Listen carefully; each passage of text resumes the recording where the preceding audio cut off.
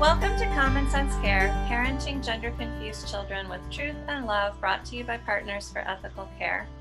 The gender industry's so-called affirmative care is their one-size-fits-all answer for everyone who struggles with their gender and sex identity. But in no other area of education, childcare, psychology, or medicine is a one-size-fits-all treatment plan appropriate for every person. At Partners for Ethical Care, we believe that every child is an individual and should be given the treatment that's most appropriate for him or her. Welcome back. I'm Maria Keffler. And I'm Erin Brewer, and boy, that introduction couldn't be more poignant based on the topic that we're going to talk about today, and that is the new book that Partners for Ethical Care is putting out. This is your book, and I'm going to say that. This is Erin Brewer's book, and I'm so excited about it. We're going to talk about your book today. Yeah, it feels so strange because I feel like there have been so many contributors to the book. So it is my story, but I feel like the book is really all detransitioner book, a book for all of us, a book for, therapists, a book for parents, a book for teachers. And the goal of it is to really challenge that idea that there is just one treatment path. Right now, if I were a little kid, I would have been put on puberty blockers and then cross-sex hormones and then had my breasts amputated. I have no doubt that would have been the trajectory of my life. And the fact that that's the only treatment path that these kids have right now is just heartbreaking. The first time I heard your story was when we were both speaking at a conference in DC. You had flown here. And I remember watching your slideshow and you talking about what happened to you, which you discuss in this book, why you thought you were transgender. But then at the end of it, you showed a picture of you with your daughter when she was just born, your first child, your daughter, and how you realized at that moment that had you continued on a transgender path and perhaps medicalized, you would never have gotten to have your child. Yeah, and That she is just so precious to me. When I was in high school, actually, I went into a doctor and asked him to tie my tubes because I was absolutely sure I didn't want children. I was absolutely sure. And now, I mean, I just feel so thankful for my daughter. And I have two other children. I have two sons as well. And the fact that they would not be in my life had I gone down the path that kids are being led on now. And thankfully, when I was a little girl, that really wasn't an option. It wasn't even talked about. Nobody, none of the adults in my life suggested, "Oh, you probably are born in the wrong body. Let's go ahead and transition you." I had really good support system that helped me to understand where these feelings were coming from. And it's not like I went to therapy and suddenly was fixed, but I learned skills to manage those difficult feelings. And that's something that children now are being denied. One of the other things that it just gives me nightmares when I think about if I had transitioned, if I had started, been accepted and told it's okay to go to the boys' bathroom, it's okay to present yourself as male. I did my darndest to do what would now be called a social transition, but I didn't have people encouraging and supporting it. And if I had, I just think about, little Erin going into men's bathrooms and going into men's locker rooms and how vulnerable I would be to another sexual assault. And that it disturbs me so much. And I think of these girls who, if they are in those environments and they are assaulted, how they might be even less willing to talk about it and to report it. Because first of all, it would challenge the idea that they're actually a boy, and it would also kind of put at risk their insistence of wanting to go in spaces in these sex-based spaces and present as a male.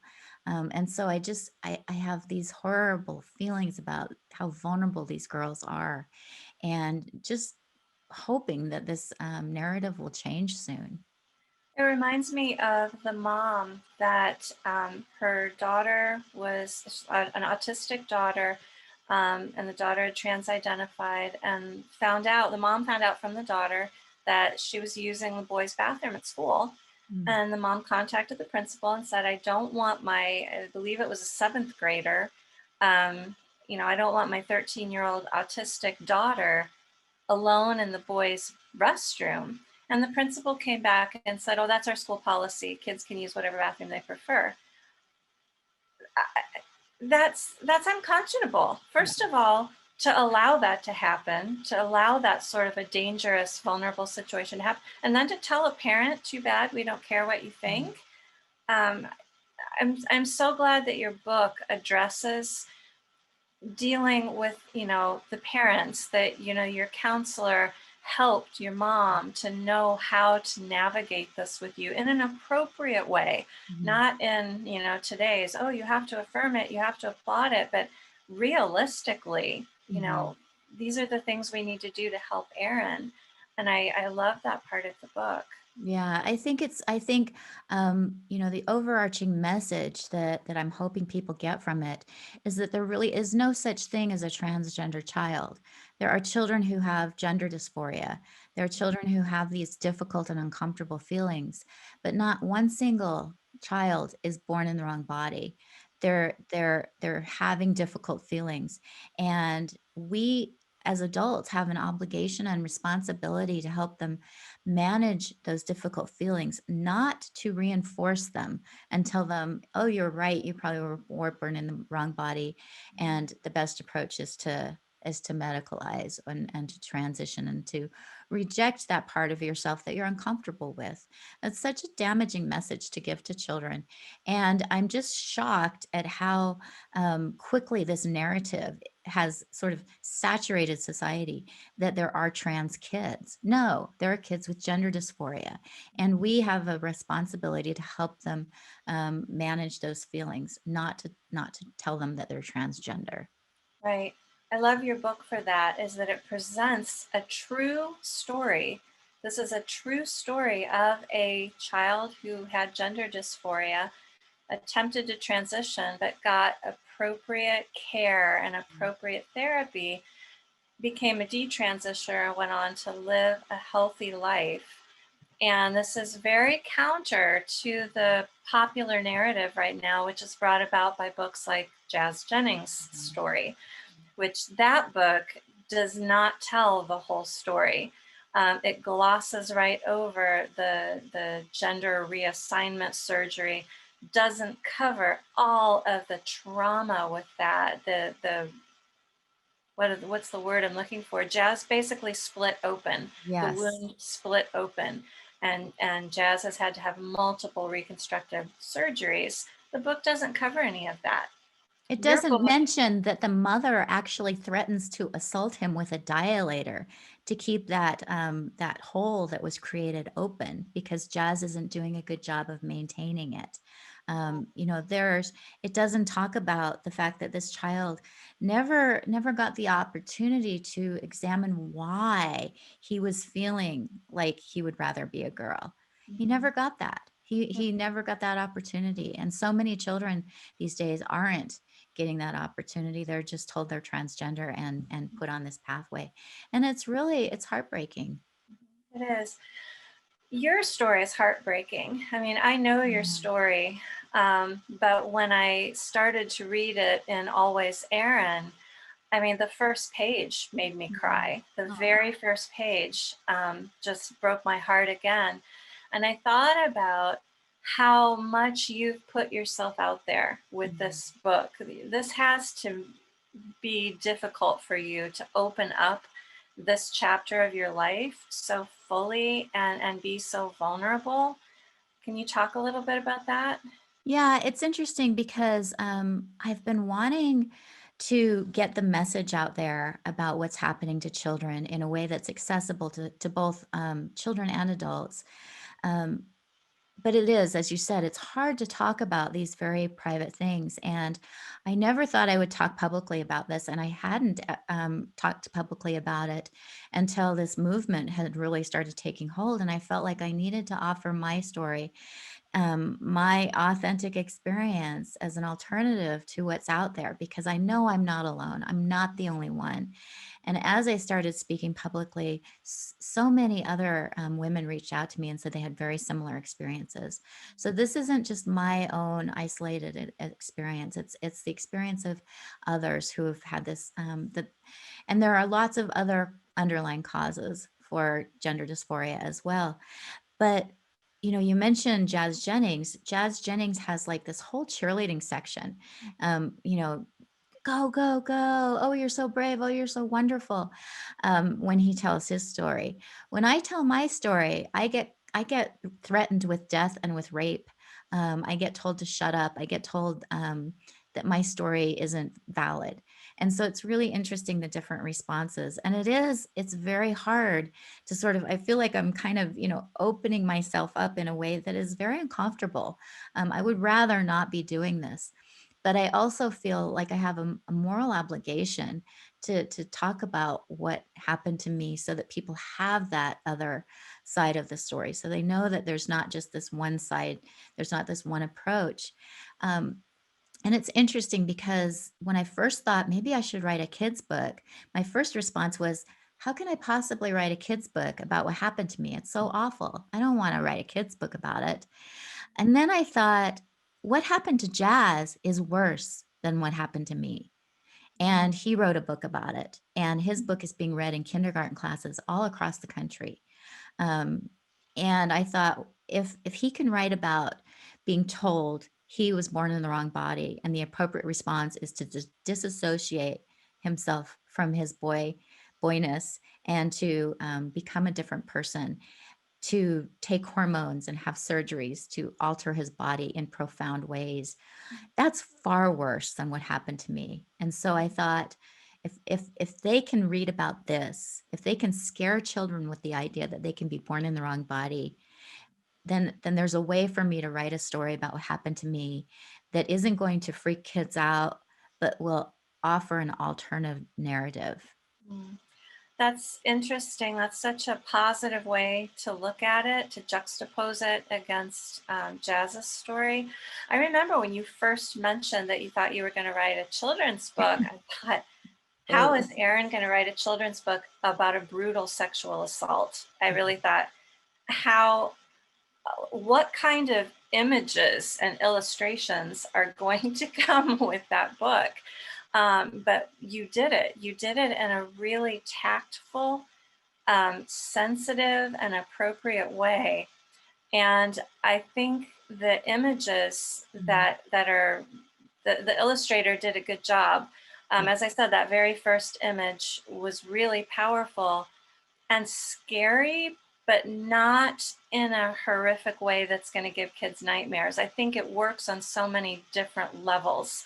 So, can you tell us a little bit about the illustrations and the illustrator? Yeah, and actually, I feel like the illustrator just did a phenomenal job. The illustrator is Bartleby, wants to remain anonymous, but I feel like the illustrations just, it's sort of like I had this story in my mind that was sort of flat and stagnant, and the illustrations just brought it to life. I can't even explain how it's almost like Bartleby was able to get inside my brain, and just and capture the emotional experience in pictures in a way, as you said, that's not horrific and awful that would freak kids out, but in a way that is going to be powerful and perhaps even offer children an opportunity to talk about experiences that they've had that have made them not want to be who they are, that have made them feel like they want to run away. So I have a lot of respect for this illustrator, and Bartleby wants to remain anonymous, and I really respect that. But I also just want to, do a shout out because I just, as you said, I feel like these images are just so powerful, and they just dovetail so wonderfully with the story. Honestly, like you said, when I first started thinking about a children's book, my first response was like, "Oh, that just sounds awful." But when I look at the book now, I feel like it came together in a way that, like you said, I think it's gentle, and it provides an alternative narrative that I'm hoping people will be open to, and I'm hoping that teachers will be looking at it and saying, "Wow, I didn't realize that this is a different pathway that kids could be on. I didn't realize that these kids might have something, a deep, deep wound that Mhm. they need to help heal rather than, covering it up with a dirty bandage and told that they should run away from themselves. So I feel like, again, like this has been a joint effort. And then Partners for Ethical Care has been so supportive. And I'm excited that people can get it through Amazon as well as on the Partners for Ethical Care website. I'm curious to see how long it stays available on Amazon. I know your book initially came down within about 48 hours, but then Amazon put it back up. So I'll be curious to see what the trajectory is of this book. But if Amazon takes it down, we're prepared. People can get it on our website. And it's also available at Barnes and Noble right now in paperback. We'll get it up there in digital soon. Um, but yeah, I'm excited to see it out there. I loved one point in the book I wanted to mention when little Erin is in a group therapy with some other kids, and she hears a little boy Mhm. talk about a hurt similar to Yeah. hers, and she realizes being a boy isn't gonna fix it. Isn't gonna fix it, Yeah, and that's that so it's powerful even now when I think about it, that running away from ourselves doesn't fix our problems, right. and it makes it just it's so heartbreaking to me that that's the message that kids are getting now, that they should run away, and I think about that therapy group that I was in with all those kids. We all had serious issues. We were not functioning in school well. We were in need Mhm. of help, and Yeah. if any one of those children had been told, "Well, it's just because there's something so wrong with you that's it's unfixable, Mhm. that we think you should just become another child," Mhm. and how much damage that would do. Sorry. Yeah, no, it's I cry too. I cry too. I've cried a lot Yeah. about this issue, this industry, what's happening to kids. Sometimes I just lie awake at night and I think about all the children who are being lied to, who are being damaged, and their families. And it's overwhelming. It's Yeah. just overwhelming the amount of destruction that's happening. And I want to make a point too. We talked a little bit about how you're really exposing your life and you're exposing things that most of us would prefer not to share publicly. We see so much of the Jazz Jennings, the Bruce Caitlyn Jenners, all of the applause. Demi Lovato just said she's transgender, and everybody's applauding that. And you don't hear as much from the detransitioners. You don't hear as much from the families who are not agreeing with this. And the reason is most people don't want to expose their private lives like this. Most people don't want their kids' private lives, their sexualities, and their innermost wounds and feelings and problems to be exposed to the world. The good families, I feel like I can say that the good parents are the ones who are trying to protect their kids from exposure, from being victimized over and over again. So that's why you're not hearing these stories, and so that's why I want to Yeah. applaud you for sharing yours, because I know it's hard. It is, and I feel so bad for the detransitioners that I talk to. Most of them are a lot younger than me, and the kind of bullying that they get from, people who they thought were friends and family when they decide to transition. The same people who were, celebrating their transition are turning on them when they realize it was a mistake rather than supporting them and giving them the love and comfort that they need during such a difficult time. So they're afraid to share their story because it is, you open yourself up to being bullied by these activists. The other thing that for me was hard is that I had to talk to my own kids about what happened to me as a child before this book came out, and that was something that I would rather not have had to talk to them about. Mhm. Um, they're old, they're grown up pretty much. They're adults now, but it was it was very difficult to sit down and have this conversation, and it was interesting because my older son, um, he looked at me and he said, "Mom, I knew." Um, Mm, and I don't know exactly how he knew because I hadn't ever explicitly talked about it to him, but there was something about me and the way I am that he knew I had been damaged really quite profoundly as a kid. And so the people who are detransitioning have these incredibly deep emotional wounds, and it's hard for them to get out and advocate for this cause because they're just trying to survive. And so again, I just felt like I'm in a place where my life is a lot more stable than a lot of these detransitioners. I don't have the medical transition that I have to recover from. I want to be out there and stand up for them. I want to be the voice to say, wait a minute, we need to stop this. No more kids should be hurt in this way. yeah. Well, you have done it. You have done it. This is a beautiful, poignant, important book. And I hope it gets into the hands of all who need it. And I want to put a little plug for anybody who's thinking about buying this book. Partners for Ethical Care will send an anonymous copy of this book to anyone you like. If you'd like to send it to your school, to your local library, to your pediatrician. We have a letter that will accompany it explaining that this was purchased for you as an anonymous gift to help you educate yourself about this issue. So when you come to our website, if you purchase the book from our website, partnersforethicalcare.com, um, you can select either send the book to me or send an anonymous copy to this person I want to gift to. I'd like to see this book in every school library. I'd like to see it in every public library. I'd like to see it in every therapist and counselor's office because people need to know this is the truth. This is what's real. And I also wanted to mention that all profits from this are going back into Partners for Ethical Care so that they can continue doing the important work of standing up for kids and fighting this agenda. Mhm.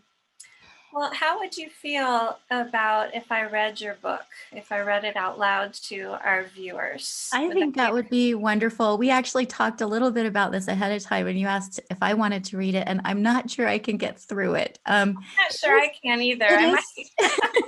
I might cry a little bit. It's funny after all these years, I mean, I have processed it, but it's, seeing it actually, especially again with those powerful illustrations of Bartleby's, it really, it's a different kind of sadness that I have now because, part of me is actually really joyful that I made it through something that was so hard. I mean, it really, this haunted me for a large part of my life. I feel like um, it's sort of like my trajectory was going this way and it came along and just completely, knocked me off course. And it's taken me a really long time to process it. Um, so I don't feel a lot of the like triggered or re-traumatization from it, but it is sort of just the sadness that this does happen to kids. It's still there's kids that this is happening to today that they're Yeah, yours is not a unique no, story, no, and sadly. that's where, I think the tears come from, but also just there's also under it just this bittersweet hope that things are gonna turn around and change so that these Mhm. kids will be getting a different message. So, if you wanna go ahead and read it. Yeah, I would like to. I'm going to be reading it. I've got a digital copy. I don't have a hard copy in my hands yet, but it's coming. So I'm going to be reading it off my phone. And I think we're going to put the images up as Mhm. I read. Okay. Always Erin. When I was a little girl, two men hurt me. I was scared that the hurt might happen again. I thought that the hurt happened because I was a girl. I decided not to be a girl anymore. I told my mom I was a boy. Mom said I could pretend to be a boy. She let me wear my brother's old clothes.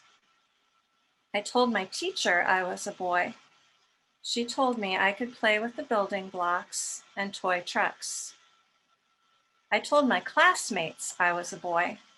They teased me. I told my friend I was a boy. She told me I was weird. and she didn't want to play with me anymore. One time, a bunch of kids ganged up on me. They pushed me into the boys' bathroom. They all laughed at me, but I didn't care. I wanted to use the boys' bathroom. My teacher worried about me. She saw that I was lonely and sad. My teacher asked me to talk to another grown-up at my school. She was the school counselor. I told the counselor I was a boy. I told her that boys were stronger. I told her that boys were smarter. I told her that boys had everything better than girls. The counselor told me that she understood how frustrated I felt because I was a girl. She taught my mother and my teacher ways to help me manage my difficult feelings. My mother took me to an adventure group with other girls. We tied knots. We visited the fire station. We hiked in the mountains. We studied the clouds. My stepdad took me to a class where I learned how to shoot a rifle. I memorized all the parts of my gun. I cleaned my gun. I practiced all the rules for gun safety. I shot at targets right in the middle of a big red circle. My teacher taught me about strong women who did great things. Madame Curie was a scientist who discovered radioactivity. Rosa Parks fought for civil rights for Black Americans. Helen Keller learned to read and write even though she couldn't hear or speak or see. Sacagawea led the early American explorers named Lewis and Clark to the Pacific Northwest. I went to a therapist almost every week. I talked about feeling like girls aren't safe. I talked about being ashamed of my body. I talked about not wanting to be hurt again. At school, I went to a group with other kids who were angry and sad and lonely like me. One boy talked about how he had been hurt the same way I was hurt. He said he didn't want to be a boy because he was scared the hurt might happen again. The boy was ashamed of himself because of the hurt. He thought the hurt happened because he was a boy. I realized that sometimes girls get hurt and sometimes boys get hurt. Being a boy wouldn't stop me from being hurt again. Over time, I learned that no matter how much I wanted to be a boy, I was a girl. I would grow up to be a woman. I wondered what kind of woman I would be. A scientist, a firefighter, an explorer, a mother, a teacher, a hunter, maybe even a woman who fights for girls' and women's rights. And that's exactly what you are. And I love that last picture so much. I just feel as hard as this fight is, and Maria, you're in it too, all the people from Partners for Ethical Care, a lot of the people watching this, you know how hard this battle is. It's not easy. We are called names, we are threatened, our reality is denied, we are bullied. And yet I just feel so much strength from all of the people who are fighting this battle, who are with us together, fighting for kids, fighting for women's rights, fighting for sanity. I feel just completely honored by the people who endorsed the book, a nice, diverse group of people who endorsed the book. And on the last page, it shows some of the strong women who are fighting this battle There together. are some familiar faces in there. Who else in that? I see Magdalene Burns. Yes, I love that she's in there. If you don't know who Magdalene Burns is, look her up. Yes. Unfortunately, we lost her last year to a brain tumor, but she was, She I think, spoke truth. the And queen mother of the gender critical movement. yeah, she probably isn't appropriate for kids, but boy, does she have some good points. And again, one of them was that she would rather tell the truth than to be a liar. And again, that's part of this is being willing to stand up and take the heat for Mhm. speaking truth. Yeah. Can we Yeah, talk about who else is in the sure. here? I see Dr. Cretella, Michelle Cretella, who's the head of the American College of Pediatricians. And she's I, been, someone, having doctors pediatricians who are saying, "Wait a minute, this isn't right," is so important. And yeah. she has really, dedicated her career to speaking out about what's happening and to talk about it from a medical perspective. Hmm. And I see Beth Stelzer, who started Save Women's Sports Yeah, with she's her one of my powerful article. heroes. For people who don't know her, again, go to her website. She's phenomenal, and she has been spending the last couple months tirelessly fighting for women's and girls' rights to sports, saying biological boys and men do not belong in girls and women's sports. And wow, what a hero! Her website is savewomensports.com. I Yeah, really recommend everybody go there. yeah. And I see the director of the Dysphoric movie. Okay. So that's Vaishnavi, and she did just the most amazing documentary called Dysphoric that should have millions of views because it's so powerful. And I just would encourage everybody, if you haven't seen it, go watch it. She has a she has a story very similar to mine. Mhm. Those feelings of dysphoria because being a girl wasn't safe for her.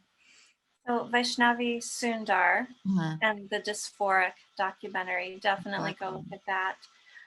And then you, of course, are in the middle holding the No Child is Born in the Wrong Body sign. And I see the gender mapper. Right. Isn't that great? I'm so glad Alex was willing to be in the picture. For those who don't know about the Gender Mapper, this is a powerful project Alex is putting together where she's putting a map of all the clinics that are doing this to children so that we have documentation of what's happening.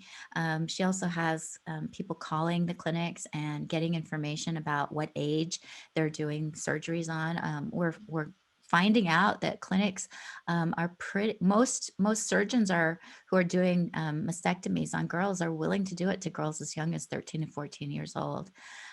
Kids are getting on puberty blockers at 8 years old. Some kids are even getting on cross-sex hormones as young as 8 years old. So really thankful for the Gender Mapper project and for Alex and her work. And if you want more information on that, go to Gender Mapper on Twitter. Mhm. And we'll put Or all the connections. transgender abuse Oh, dot right. Yes, transgender. exactly. I think it's .org. Yeah, and she's also been an important part of Partners for Ethical Care, a good colleague and someone who's just tirelessly fighting this. Thank you so much for exposing yourself the way you have, not just with this book, but with everything you do. You do so much fighting for truth, fighting for kids' protections, and you're a phenomenal warrior. And I'm just so pleased to see this book out. And I think everybody needs to get a copy. Everybody needs to get copies for your local schools, therapists, doctors' offices, and libraries. Oh, thank you, Maria. And again, thank you for your support. I didn't mention that Maria actually helped tremendously with the formatting of this. She also wrote in the back here, there is a note to teachers and counselors and parents that Maria wrote to provide, some information about what's happening for teachers who don't know what's going on, for parents who don't And understand. there's a great resources section in the very back where you can go to Exactly. get more information, get help if your family's going through this. Yeah, Yeah. so I just feel grateful for all the support that I've gotten from everybody, and I hope it makes a difference. I also want to encourage people to get your book, Maria, the Detox, Detrans, Desist book, which really helps parents who have kids who are trans identifying. I'm excited that Partners for Ethical Care is starting to put out these important resources that really haven't been available.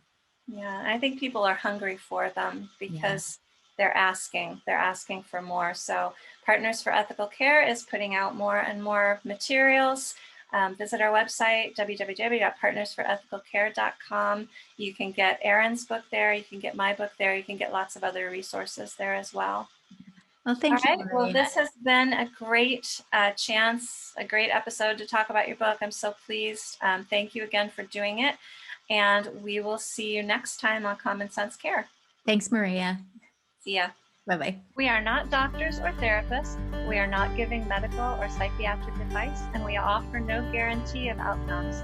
We simply want to talk about how to support and love kids using long understood best practices from the fields of psychology, education, and child development. We're glad you joined in our conversation today, and we hope that you took away something you can put in your toolkit for parenting your gender confused kids with truth and love.